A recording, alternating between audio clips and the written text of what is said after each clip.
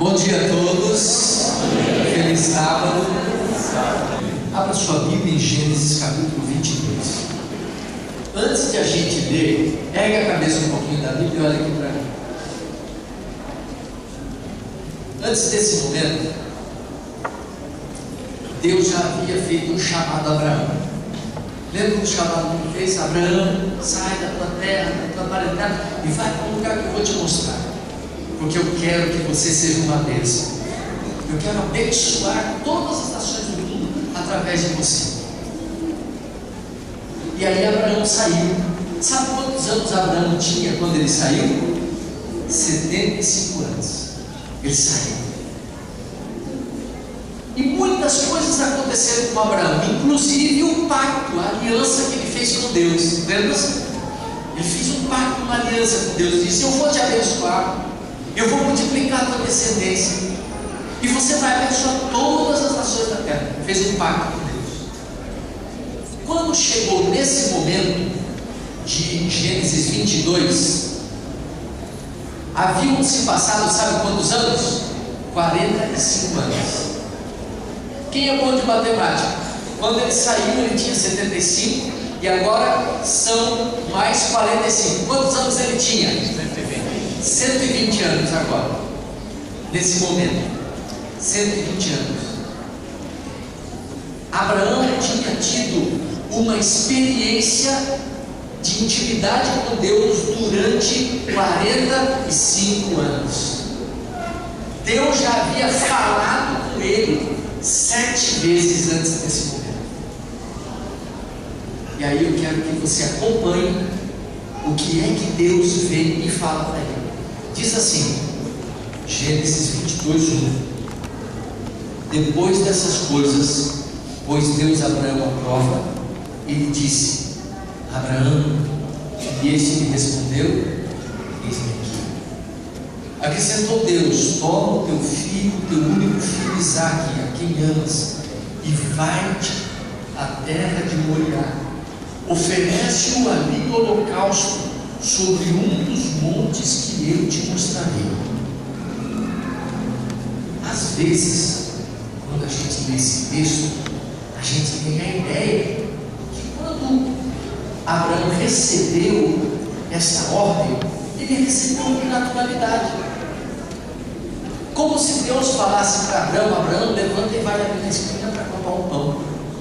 Às vezes nós temos essa ideia, mas quando Deus deu essa ordem para Abraão, isso causou em Abraão uma profunda angústia, porque Deus não explicou para Abraão por que é que ele estava dando essa ordem. Não explicou, ele deu a ordem e acabou.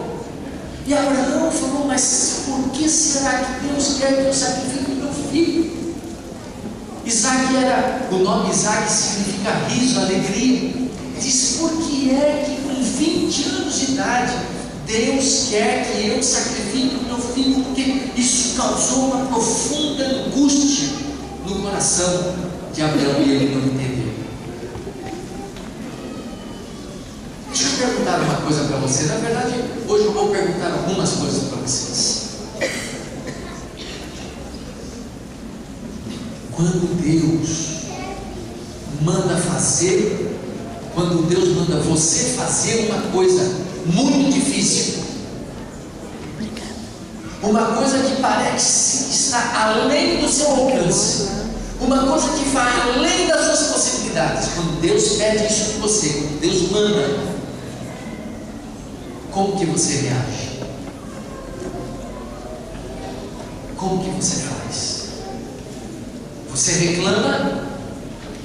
Você para de ir na igreja? Você abandona Deus? Você para de falar com Deus? O que é que você faz? Quando Deus manda fazer uma coisa difícil até que você não entende, o que é que você faz? O que é que você faz?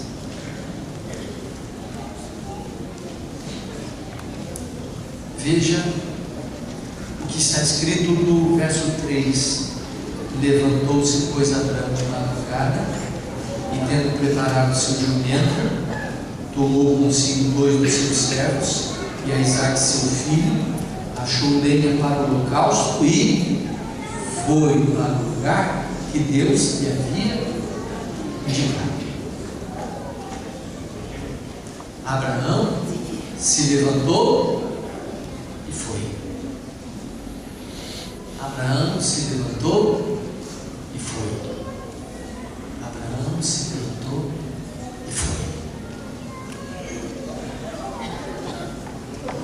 Aqui está uma orientação do que a gente deve fazer quando Deus manda a gente fazer uma coisa difícil. A gente se levanta e faz.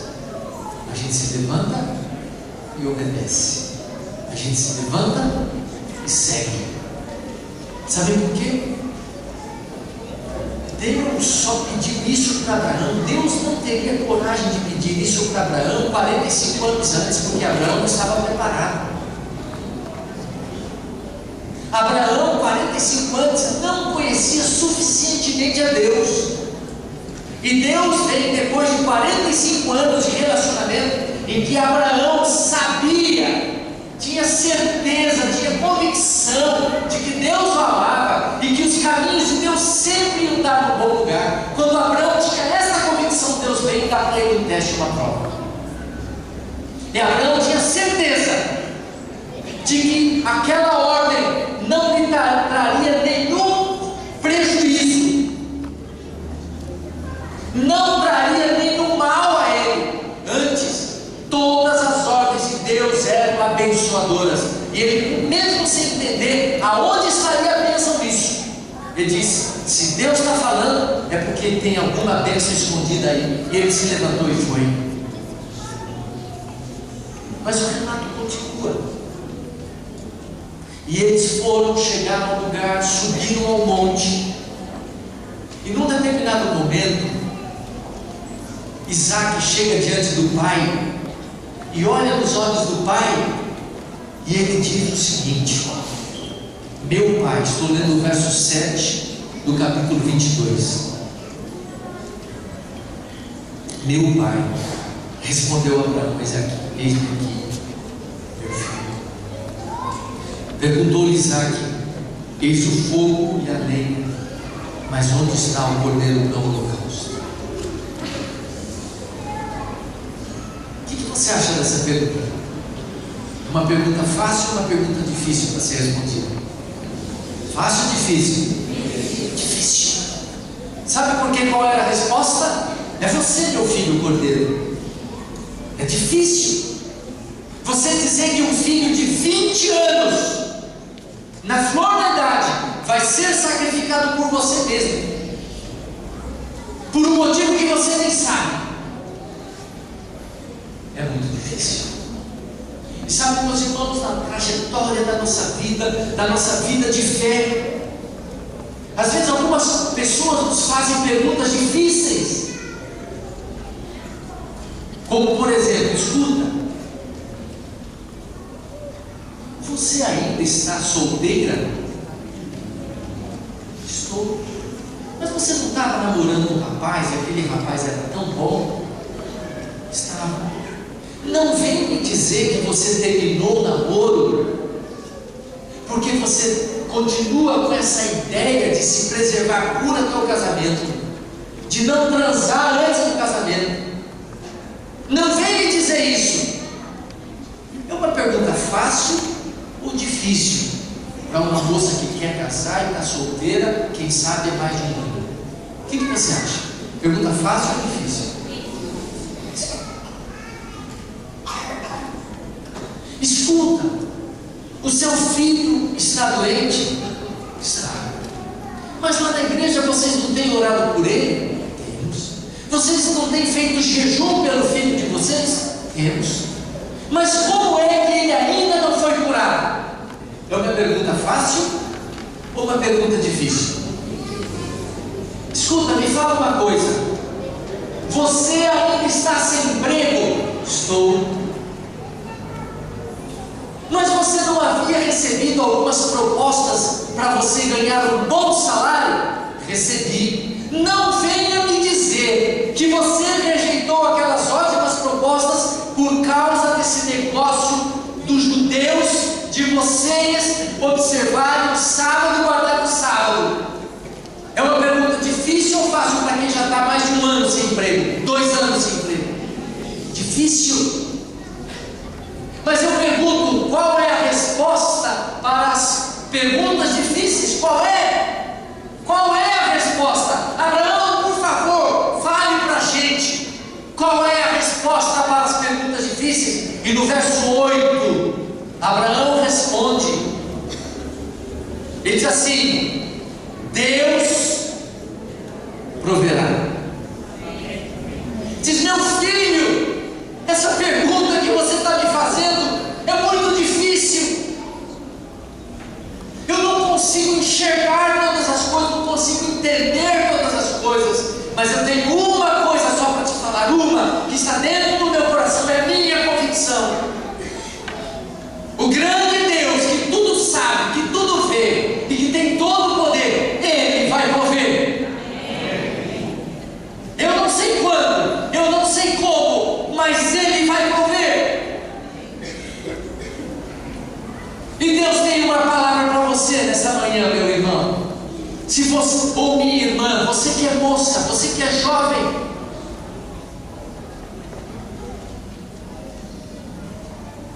Deus vai prover o namorado que você precisa.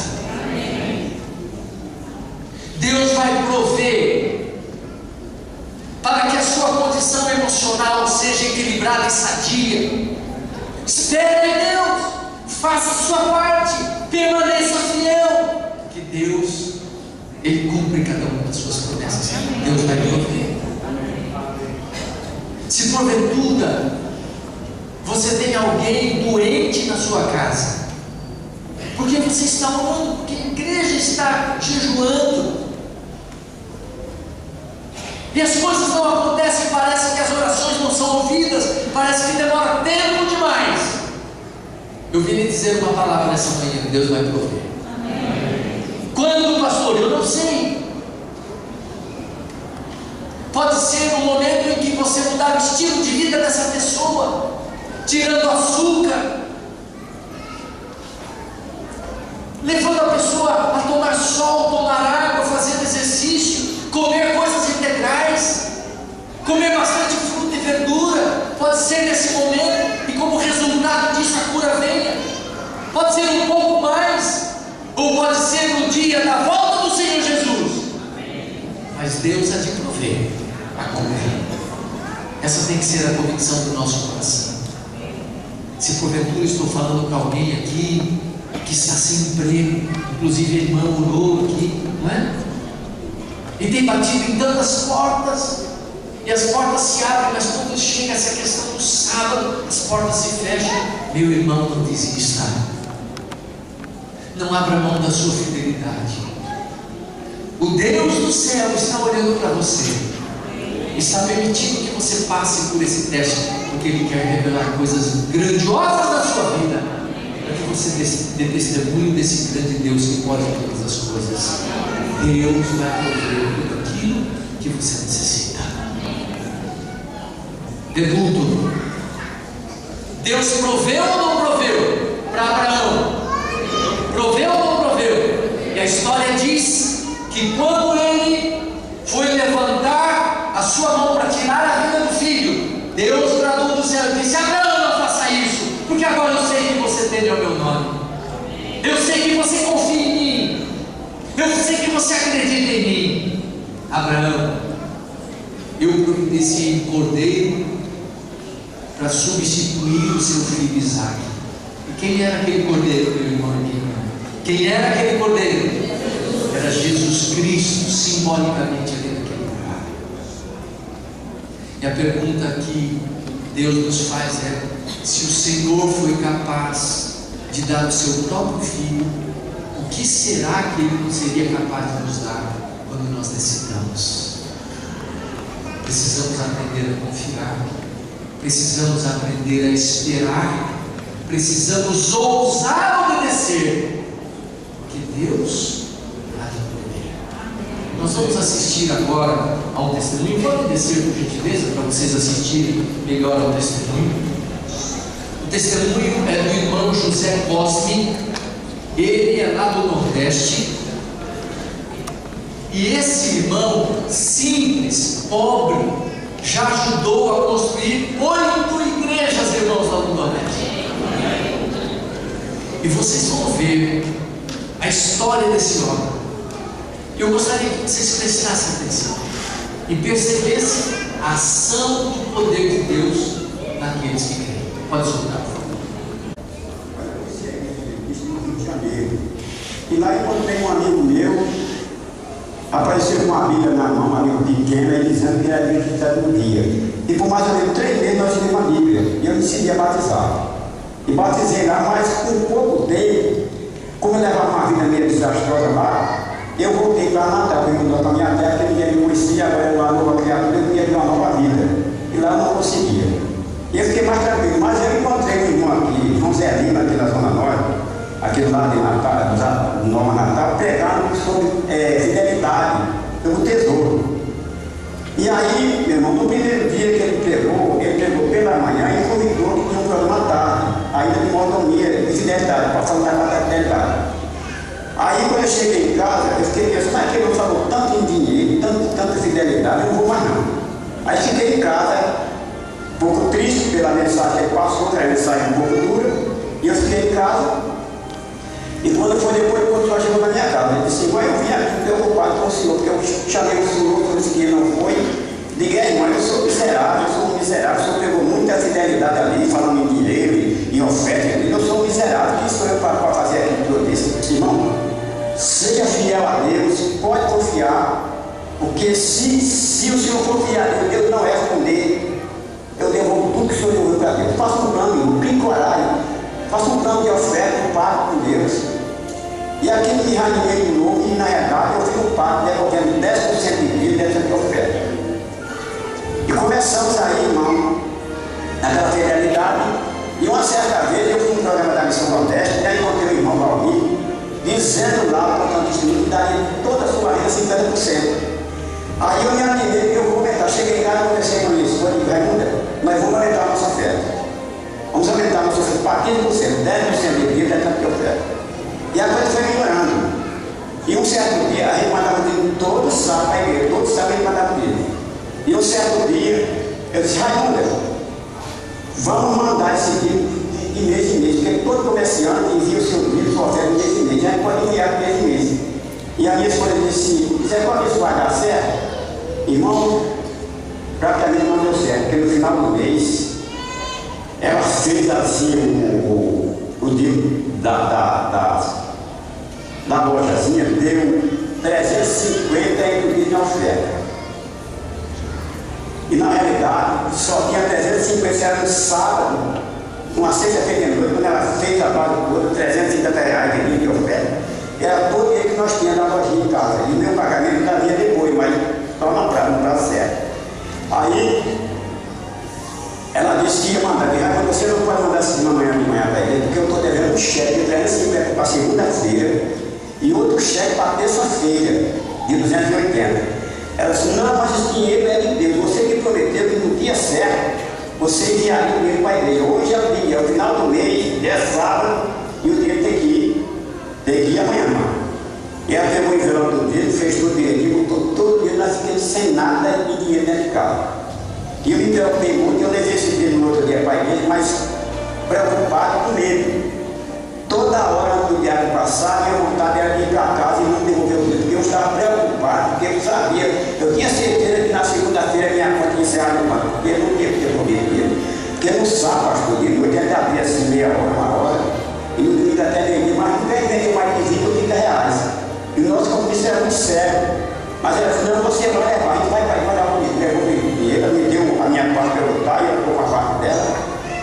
Quando o diabo apareceu lá na frente, anunciar que eu vi o diabo, me deu uma freira, não vou vir quando agora eu estou perdido. Estou perdido porque eu tenho certeza que esse dinheiro não pode.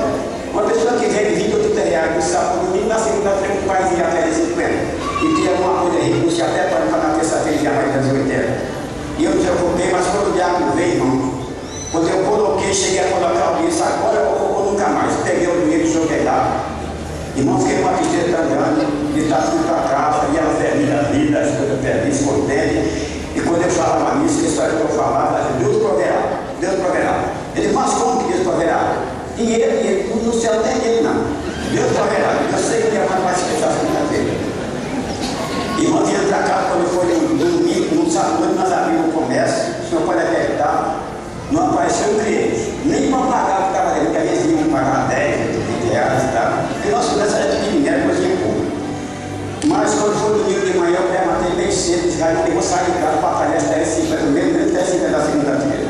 Eu disse, tá certo, eu vou ficar em casa e Deus proverá. E ela ficou em casa, e eu saí, fui um amigo meu, colega meu, com o nome de Gileno, e falei, Gileno, você pode me emprestar esse dinheiro, 10,50 reais? Ele não, não se preocupe. Se até uma hora da tarde vender o terreno aqui, então eu me lembrar, eu passo para você. Eu sei que sei lá, mais ou menos, mas até uma da tarde não veio um freguês, parece que era uma prova. Não veio um freguês. E eu, uma hora eu voltei para cá. Irmão, quando eu entrei de casa, eu andava sempre pela frente, estava aqui na frente. Aí eu vi um negócio todo estranho de casa, eu me preocupei com assaltar a mulher. Porque eu olhei para as prateleiras, não tinha mais roupa, não tinha mais nada. E eu preocupado, meu Deus, assaltar a mulher. E ela estava assim de um lado, com um aventalzinho branco. E ajeitando alguma coisa nas prateleiras, mas tinha pouca coisa, não tinha salgado só.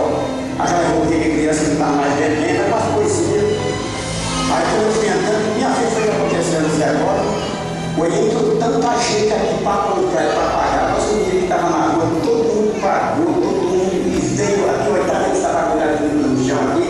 Tudo é saco de plástico da rua que eu vendi. Eu estou com os 350 lá debaixo do colchão da cama. Estou mais com 280 e o resto está todo aqui para nós fazer conta. E eu sei que a Orzinha era pequenininha, era um comércio pequeno, mas eu nunca vi uma coisa tão abençoada como foi naquele dia. Aí, pastor, eu entrei para dentro, quando eu levantei o colchão da cama, que eu vi os 350 de um lado, 280 do outro. Aí comecei a chorar e estava tacando na minha cabeça assim, batendo na minha cabeça assim, dando papo, e dizendo, eu sou um miserável, sou um bandido. Deus tem feito tanto milagre na nossa vida, Ele tem sido tão feliz. E eu disse que eu já vi mais uma vez. Hoje, quando eu sinto uma fraqueza em mim assim, eu me lembro daquilo ali, mas eu não posso desconfiar em Deus. E eu quero deixar um conselho para o povo, para os meus irmãos. Pode confiar, porque Deus responde. Graças a Deus, Deus ouviu tudo quando a gente. Ok? Meus irmãos, pensem nessa situação. A ordem de Deus é dizer assim: José Cosme, seja fiel nos dízimos e nas ofertas. E ele poderia dizer para Deus: escuta, Senhor, o Senhor está querendo tirar o meu riso e a minha alegria? Abraão poderia ter falado isso com Deus, né? Isaac não significava riso e alegria. Ele poderia dizer: Senhor, o Senhor está querendo tirar o meu riso e a minha alegria? E eu pergunto: Deus estava querendo tirar o riso e a alegria de Abraão? Estava. Deus estava querendo tirar o riso e a alegria e a paz desse homem? Estava. O que Deus estava querendo? Deus estava querendo abençoar. Deus estava querendo permitir que ele passasse por uma experiência que o enriquecesse, que o fortalecesse, que o estabelecesse na convicção de que nós podemos confiar em Deus. Deus é o Todo-Poderoso, Ele pode todas as coisas. Era isso que Deus queria fazer com Abraão, queria fazer com o irmão José Cosme. Ah, meu irmão, quando você está numa situação difícil na sua vida, não reclame para Deus, não pense que Ele está querendo tirar o seu riso e a sua alegria. Ele está permitindo algumas situações para que você seja provado na sua fé, para saber em quem você confia e no que você confia. E a mensagem que Deus mandou eu trazer para você hoje é: Deus vai prover. Deus proverá. Seja fiel, continue buscando, mesmo que possa demorar, mesmo que a resposta pareça não vir. Continue esperando, continue acreditando, continue confiando, porque Deus vai prover aquilo que for o melhor para você na sua vida. eu vou cantar um hino. E esse hino, ele fala em tese sobre essa expectativa de Abraão em relação às coisas, mas ele nos traz a certeza de que Deus vai prover. Enquanto eu estiver cantando esse hino, eu quero, em nome de Deus, dar uma oportunidade para você fazer duas coisas. A primeira delas, você no seu coração falar para Deus: meu Deus, perdoa muitas vezes em que eu deixei de confiar. Perdoa, por favor, muitas vezes os momentos em que eu neguei o teu nome, em que eu abri mão da minha fidelidade. Me perdoa porque eu falhei. E a segunda coisa: Senhor, me aceita, por favor, me aceite, porque eu quero reconsagrar a minha vida a Ti. Eu quero viver uma vida de confiança. Eu quero entregar a minha vida nas mãos do Senhor. E a letra desse hino foi o Jader que fez. Eu contei para ele esse sermão. Eu pedi: Jader, por favor, faz uma música com essa história. E ele fez isso. Eu gostaria que você prestasse atenção na letra, mas permitisse que o Espírito Santo de Deus tocasse a sua alma.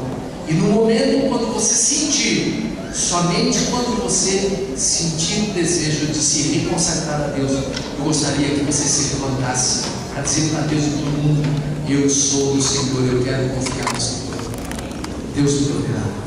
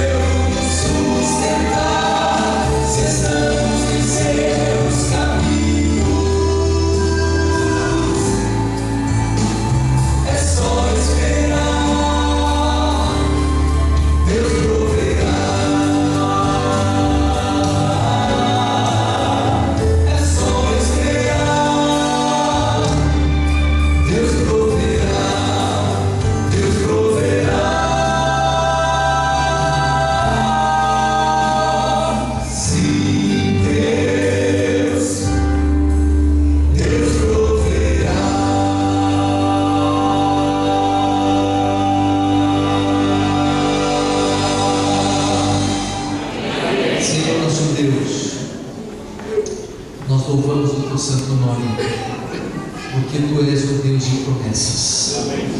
E Tu és um Deus que cumpre cada uma das Tuas promessas. Nós queremos Te agradecer pela Bíblia, pela Tua palavra, onde nós temos a oportunidade de olhar exemplos de fé e pautarmos a nossa vida através desses exemplos. Obrigado, porque Abraão ousou acreditar, ousou crer que todas as Tuas ordens são abençoadoras. Te agradecemos porque o Senhor proveu o Cordeiro. Obrigado porque Jesus é o Cordeiro de Deus, é o nosso Cordeiro. E sabendo que Deus não poupou o seu próprio Filho, o que Ele não seria capaz de fazer por nós, não há nada impossível que Deus não possa fazer. E nós acreditamos nisso. E nós queremos pedir, Pai, que seja qual for o nosso pedido, a nossa necessidade, seja de ordem espiritual, emocional, financeira, familiar, de relacionamento, seja qual for, pedimos que o Senhor ouça a nossa oração e possa prover a resposta e a solução no Teu tempo e na Tua maneira. E neste momento nós já Te glorificamos por aquilo que o Senhor há de fazer. Toma a nossa vida nas Tuas mãos, toma a nossa família nas Tuas mãos, toma esta igreja nas Tuas mãos, toma os líderes nas Tuas mãos, toma o pastor Wilson nas Tuas mãos e conduze-nos pelo caminho da confiança, das providências e do testemunho, e que possamos ver Jesus voltando em glória e majestade para nos levar. E nós Te pedimos e nós Te agradecemos em nome do Senhor Jesus. Amém.